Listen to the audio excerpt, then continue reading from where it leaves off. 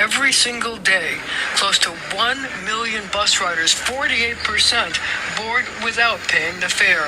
I yell at some people, you want to see service cuts? Keep doing that. People who don't pay their fare. So, half of New York City no longer believes in paying for public transit, and they've just stopped. Which is stealing, but this fare evasion surge is happening at the worst possible time for the city. Because our public transit networks, our subways, our buses, this whole system has been run so poorly for so long that it's now out of money, and if people aren't paying to use it, it's going to shut down. The NYPD and MTA are joining forces to crack down on bus fare evasion. Anyone caught skipping out on the fare will be fined. Watch as this man is issued a summons for hopping a bus, then he's promptly pulled off a second bus for trying to board again without paying. The problem has been growing, especially on buses where very little enforcement has happened traditionally. Subway riders, they skip out on the fare at a rate of 18%, but roughly half of all bus riders do not swipe a Metro card to board.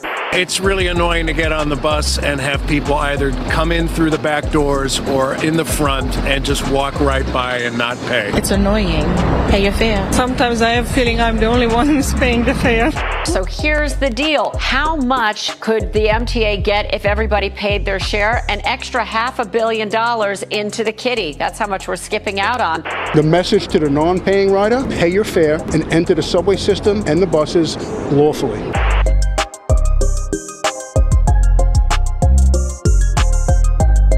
So now that no one's paying to ride the bus, the city is sending out its enforcers to catch fare evaders. But what everyone's missing about this recent surge in fare evasion is that it's been going on for a long, long time, steadily getting worse every single year, and nothing's been done to stop it, ever. And doing nothing was the plan all along because the city was banking on the start of its controversial tax on traffic, which would have generated billions of dollars per year in extra money. And according to critics, would have also caused the cost of living in New York to surge as companies passed those taxes on to their customers. But that plan was blocked, and if the city still wants to offer subway and bus service, it better figure out how to get people to start paying for it. Because running these things costs hundreds of millions of dollars every single year, yet year after year, the city has just let scofflaw after scofflaw board the bus and ride for free, which reveals that most people don't think the bus is worth paying for at all in the first place. Which brings us to the real reason why we've now got a massive fare evasion problem on our buses. They're slow, they're unreliable, and defenders of fare evasion say they just simply aren't worth the fare the city's asking for. And up until recently, nobody was busted for fare evading. But as bad as the service is, nobody here realizes that the $2.90 bus fare is actually only $1.45 per rider because half of us don't pay, leading our entire public transit network further down the path of bankruptcy. But while critics say these crackdowns are wrong because they unfairly target the needy,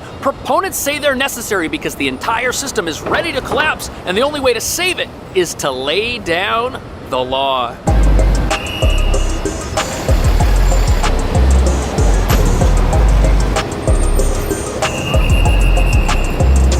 So bus service in this city, it's definitely not perfect, and I can understand why many people are so frustrated with it, they don't want to pay for it. First of all, it's incredibly unreliable. When there's traffic jams, the bus is late, sometimes it never shows up, and sometimes it doesn't stop long enough for people to actually get on. It's incredibly frustrating. But none of those are legitimate reasons to steal from the bus company and ride for free. After all, if nobody pays, there aren't going to be any more buses. And buses are able to serve parts of the city that don't have working or reliable subway access. For some people, it's their only way to get anywhere. And they're also not free to operate, which is why we're now at a breaking point where not enough people are paying for them, and it looks like there might be service cuts if something's not done. But now that the city is trying to do something, they're encountering a big problem because this problem of fare evasion, it's so massive. With so many people not doing it, whatever the city tries to do may not work. It's really annoying to get on the bus and have people either come in through the back doors or in the front and just walk right by and not pay. The MTA says during the first 3 months of this year, 48% of bus riders did not pay to get on board. You know what happened is So according to the city, 48% of the people on that bus that just left didn't pay to use it, and that's been happening for the first 3 months of this year. Which is ridiculous, because if any business tried to run itself at a 50% discount all the time, it would cease to operate. And the city better do something quick, or else our bus system might be in that type of predicament. Some people are saying that if this keeps up, the city is going to have to reduce the amount of bus service it offers, because that's the simplest way to recoup costs. But to many people, that's a bad idea, because a lot of the folks that don't pay say they don't pay because the service is terrible, and if it only gets worse, won't even less people start paying or stop paying? Yet the city's trying to force people to do it by sending out the fare evasion enforcers to write fines and give tickets. And when interviewed, people riding the bus say that they understand it can't be free and that everyone should pay, even the people who ride it from time to time without paying for it. I just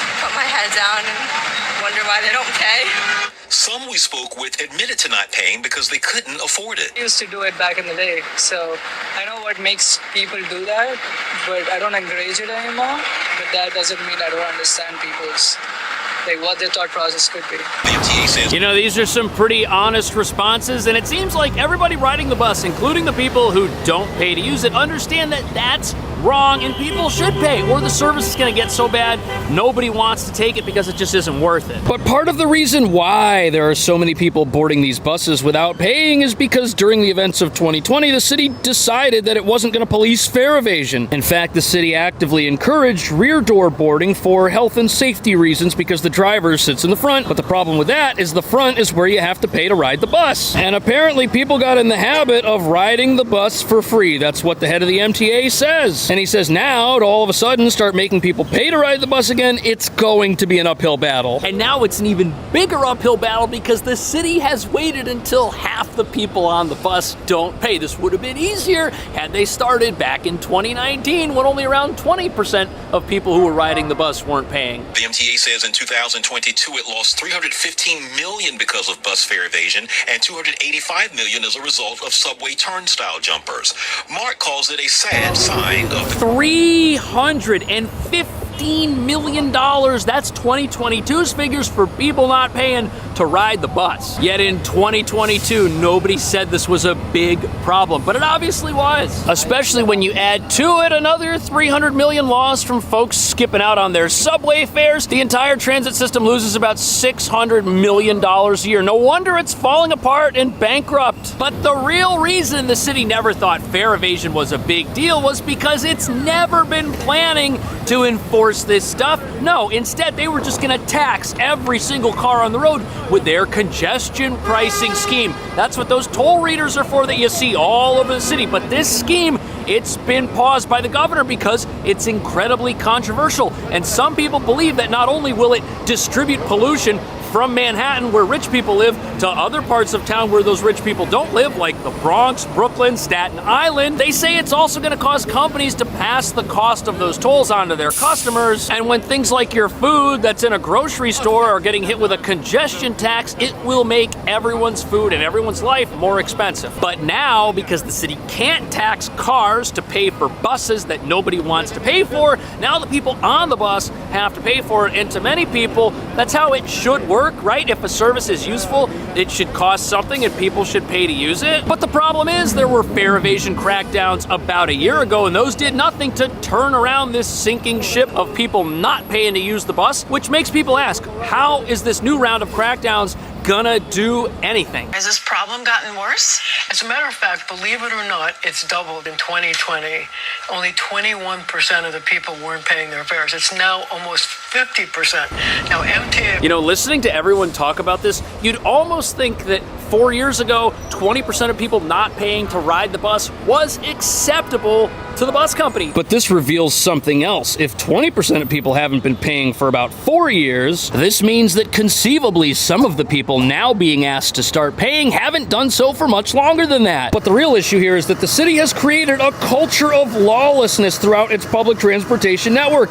People don't feel like they should pay for something because when they get on, nobody else pays. It's demoralizing, and it costs a lot of money, $2.90. It's not nothing. And even though the people who ride the bus for free are technically stealing, the city has a hand in this because they've allowed things to get to a point where a critical mass of individuals go about doing just that. And they've taught people that our public transit networks, both the subway and the bus, are not worth respecting because nobody punishes you for disrespecting it, which is in fact a battle they may be unable to win because right now things are already at 50% non-payment. We're trending in a direction that is going to steadily approach 100% non-payment, and it doesn't really look like the city has enough resources to deal with this problem in any meaningful way, which means it's only going to get worse. And just before we continue, thank you to Factor for sponsoring today's video and for making my life easy and delicious with their never frozen, ready to eat, chef crafted meals, which I started paying for and receiving on my own about 6 months ago. Because I can't cook, and even if I could cook, I don't have the time. And before Factor, I was eating an unhealthy amount of expensive takeout food, which isn't just bad for you, it's full of questionable ingredients. But check this out, today I got roasted red pepper, tortellini Italian sausage, 470 calories, making this the fastest way to eat healthy on a regular basis without wasting any time. Because again, these meals are never frozen. They're made by chefs and they're ready in just 2 minutes. That's 120 seconds from fridge to stomach. And their menu's absolutely fantastic. Smoky Gouda chicken, Italian sausage marinara, and I really want to try these blueberry pancakes at some point in the near future. Head over to factor75.com and use code CashJordan50. There's a link in the video description. That's code CashJordan50 at factor75.com. You'll get 50% off your first Factor box and 20% off your next month of orders. Now let's get back to the video.